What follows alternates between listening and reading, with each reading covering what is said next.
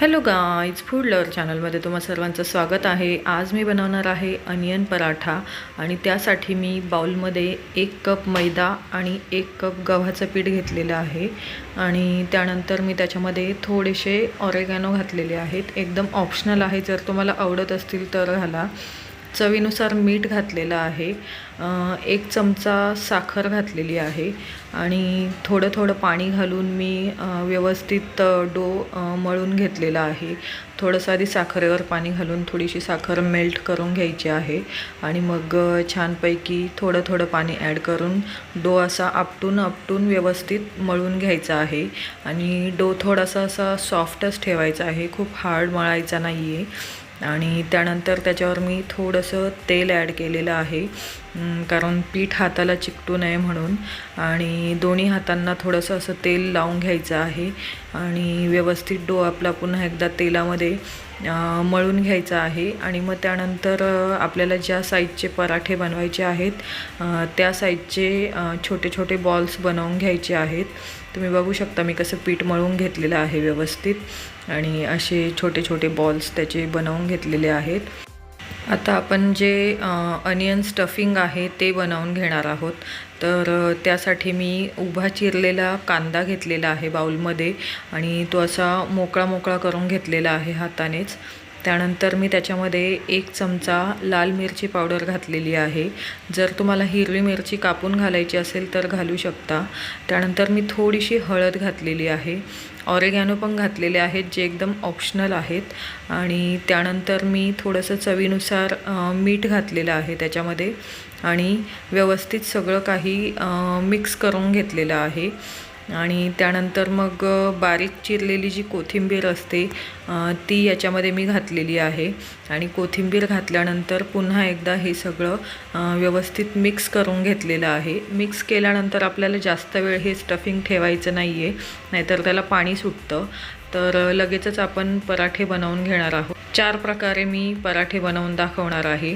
तर त्यासाठी मी आधी नॉर्मल आपलं चपाती लाटतो तसं लाटून घेतलेली आहे चपाती आणि त्याच्यावर ट्रायंगल शेपमध्ये स्टफिंग आपलं व्यवस्थित पसरवून घेतलेलं आहे आणि चपाती अशी फोल्ड करून घेतलेली आहे व्यवस्थित, तुम्ही बघू शकता। आणि जस्ट फक्त हाताने प्रेस केलेलं आहे, कारण आपण चपाती जशी नॉर्मल पातळ लाटतो तशी लाटलेली आहे चपाती। सो पुन्हा एकदा लाटण्याची गरज नाही, पण जर तुम्हाला वाटत असेल तर थोडंसं लाटू पण शकता तुम्ही। पण मी असंच हाताने व्यवस्थित सगळीकडे प्रेस करून घेतलेलं आहे आणि आपला पराठा थोडंसं तव्याला आधी तेल लावलेलं आहे आणि पराठा छानपैकी मी भाजून घेतलेला आहे गोल्डन ब्राऊन होईपर्यंत। पराठ्याला तुम्ही भाजताना तेल किंवा तूप किंवा बटर काहीही लावू शकता तुमच्या आवडीनुसार। तर तुम्ही बघू शकता आपला पराठा किती छान झालेला आहे आणि एकदम मस्त फुगतोय तो। तर अशा प्रकारे मी ट्रायंगल शेपचा पराठा बनवून घेतलेला आहे आणि थोडासा जळाला आहे माझ्याकडनं तो फुगवायच्या ह्याच्यामध्ये। तर तुम्ही बघू शकता आपला पराठा एकदम मस्त झालेला आहे।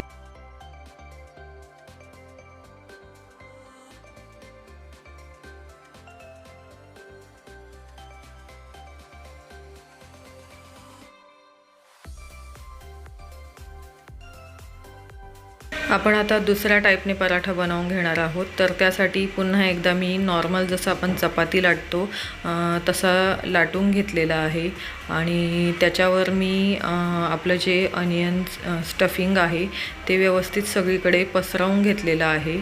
आणि आपण जसं 4 कुडाची चपाती करतो तसं मी हाफ मून शेपमध्ये फोल्ड केलेलं आहे आणि मग नंतर ट्रायंगल शेपमध्ये पुन्हा एकदा फोल्ड केलेलं आहे आणि व्यवस्थित ते सगळ्या कडा त्याच्या दाबून घेतलेल्या आहेत आणि हळूहळू एकदम हलक्या हाताने मी पराठा व्यवस्थित लाटून घेतलेला आहे। तुम्ही बघू शकता थोडंसं पीठ जास्त लावावं लागलं मला, कारण ते चिकटत होतं।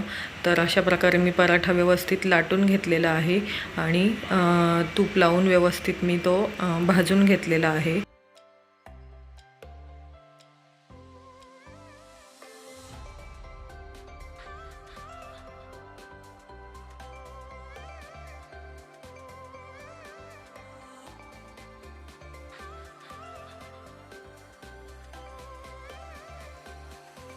हा तिसरा प्रकार आहे. तर याच्यामध्ये मी नॉर्मल चपाती लाटून अनियन स्टफिंग पसरवून ते असं रोल केलेलं आहे आणि असं गोळा करून व्यवस्थित त्याचा उंडा बनवून घेतलेला आहे आणि हातानेच आधी थोडंसं प्रेस केलेलं आहे आणि नंतर मग ते लाटण्याने मी लाटून घेतलेलं आहे. तर अनियन स्टफिंग थोडंसं जास्त झाल्यामुळे याच्यामध्ये थोडंसं बाहेर आलेलं आहे, पण इट्स ओके, टेस्ट खूप छान होती. तर थोडंसं तेल टाकून मी व्यवस्थित पराठा भाजून घेतलेला आहे आणि तुम्ही बघू शकता एकदम छान गोल्डन ब्राऊन कलर आलेला आहे आपल्या पराठ्याला.